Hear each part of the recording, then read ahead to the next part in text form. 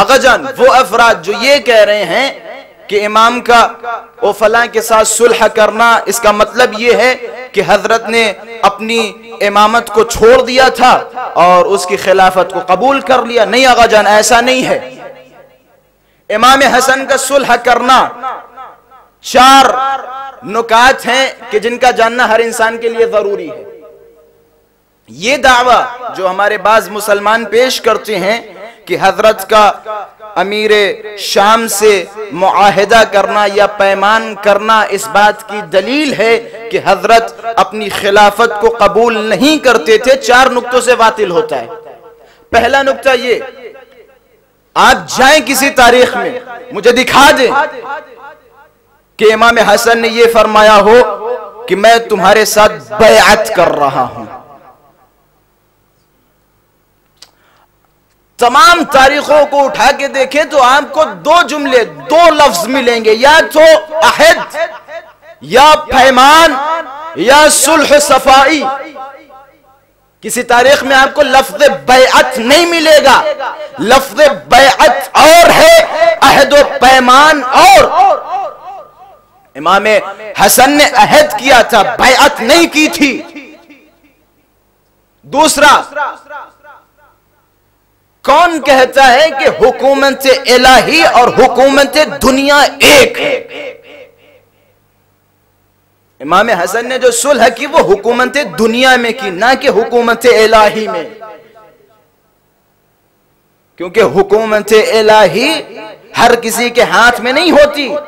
حکومت الہی، منصب الہی، کیونکہ میں نے بیان کیا تھا نا، امامت ایسا نہیں ہے کہ لوگوں نے کسی کو امام بنا دیا وہ امام ہو گئے. نہیں آقا جان، ہمارے یہاں امامت منصب الہی ہے.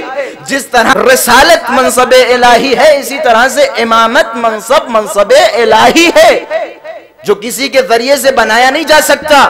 غدیر کے دن جو رسول اللہ نے امیر المؤمنین کے ہاتھوں کو بلند کر کے من کنت مولا فہذا علی مولا کہا، یہ اپنی طرف سے نہیں کہا، حکم خدا تھا. خدا نے کہا تھا اگر یہ پیغام تم نے نہیں پہنچایا تو گویا کار رسالت ادا نہیں کی. تو سمجھ میں یہ آتا ہے کہ یہ منصب الہی ہے. تیسرا نقطہ، امام حسن کا امیر شام کے ساتھ معاملہ کرنا، معاہدہ کرنا، صلح کرنا کسی مجبوری کی بنا پر تھا. وہ مجبوری یہ تھی کہ حضرت اپنی جان کی حفاظت لازم سمجھتے تھے.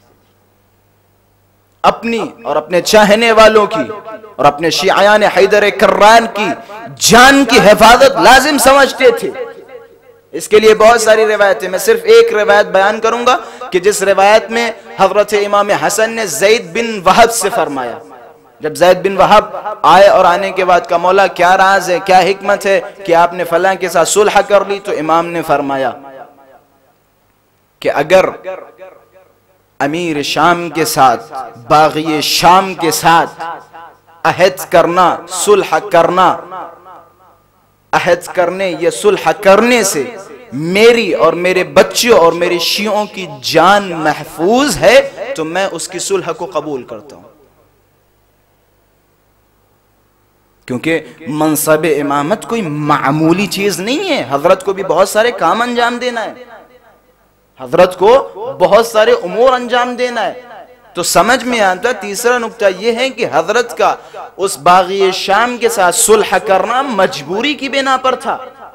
چوتھا نقطہ جو تاریخ کے اوپر ایک تماچا ہے، وہ افراد جو دعوے کرتے ہیں کہ امام حسن نے فلاں کے ساتھ صلح کر لی، دونوں بھائی بھائی ہو گئے، دونوں رشتہ دار ہو گئے، دونوں دوست ہو گئے، دونوں آپس میں ایک دوسرے کو بہت چاہتے تھے.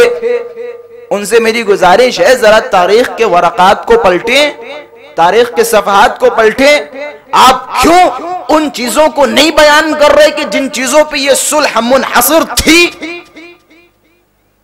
کیوں ان چیزوں کو نہیں بیان کیا جا رہا ہے کہ جس کی بنا پہ امام نے صلح کی؟ کیا وعدے کیے تھے امام حسن نے؟ سب سے پہلا وعدہ امام حسن کا، امام حسن نے یہ بات رکھی تھی میں اس بنیاد پہ صلح کر رہا ہوں کہ خبردار اپنے آپ کو امیر المؤمنین مت کہنا. اللہم صلی علی محمد و آل محمد وعجل فرجہم. حضرت نے فرمایا یا علی، حضرت نے فرمایا خبردار اپنے آپ کو امیر المؤمنین مت کہنا. دوسری شرط حضرت نے فرمایا وہ افراد جو جنگ جمل اور جنگ صفین میں قتل ہوئے ہیں ان کی اولاد کو، ان کی ذریت کو 1 ملین درہم دیے جائیں. دوسری تیسری خبردار ممبروں سے علی کو گالیاں نہ بکی جائیں. چوتھی شیعیان علی پہ تمہارا کوئی حق نہیں. پانچویں حکومت کے امور تم سے منتصب ہیں لیکن تم حاکم شرع نہیں ہو، تم کوئی شرعی مسئلے میں دخالت نہیں کر سکتے. چھٹی جو سب سے بڑی شرط تھی امام کی وہ یہ تھی کہ حضرت نے فرمایا اپنے بعد کسی کو خلیفہ مت بنانا. یہ سب سے بڑی امام حسن کی شرط تھی. اب وہ افراد جو بڑے نعرے لگاتے ہیں حسن و فلاں بھائی بھائی دوست دوست دوست دوست، ان سے گزارش ہے تاریخ کے ان شرطوں کا کیا کرو گے؟ جس بنیاد پہ امام حسن نے معاہدہ کیا، صلح کی، کیا وہ آپ کے فلاں صاحب نے ان شرطوں کو پورا کیا؟ خدا کی قسم میں ممبر پہ بیٹھا ہوں دعوے کے ساتھ کہہ سکتا ہوں ان تمام شرطوں میں سے ایک بھی شرط پوری نہیں کی گئی. ایک بھی شرط پوری نہیں کی گئی. جس میں سب سے بڑی شرط یہ تھی کہ علی کو ممبروں سے برا بھلا مت کہنا. اور جائیں آپ تاریخ پڑھیں، جتنا اس زمانے میں علی کو برا بھلا کہا گیا کسی بھی زمانے میں نہیں کہا گیا.